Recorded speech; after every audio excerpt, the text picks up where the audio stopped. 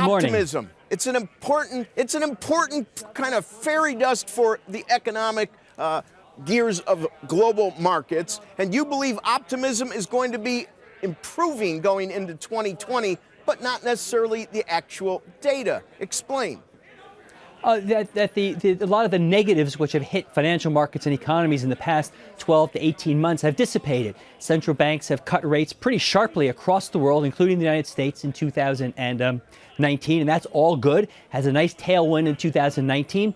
Brexit seemed to be getting better, although, again, the Johnson government in the UK may be adopting a more aggressive stance with regard to negotiations with the EU, which may lead to a more hard Brexit probability at the end of next year.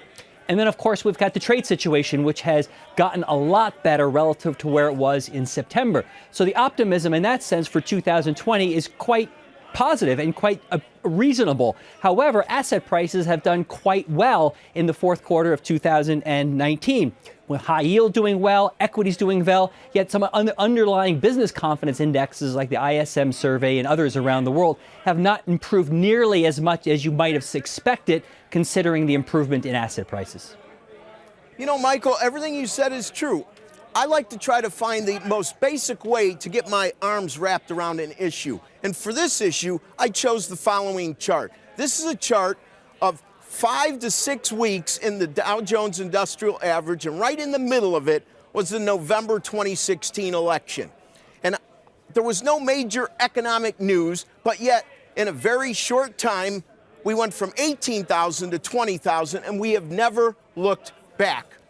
There's optimism, and I think the optimism wasn't necessarily for the person that was elected. I think it was optimism of policies not going to be implemented by Hillary Clinton, who was not elected. And I do think that it turned into real positives for the economy. You need optimism to turn that straw into economic gold. Your thoughts on that?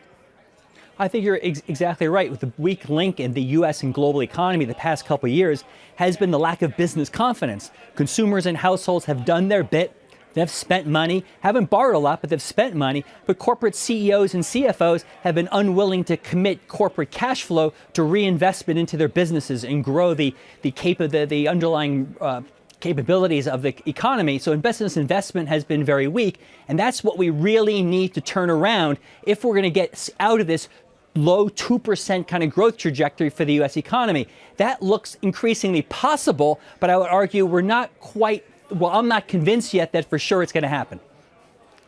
Excellent, Michael. I can't argue with that. And of course, we want to see if capital expenditures start to increase now that global uncertainties have decreased.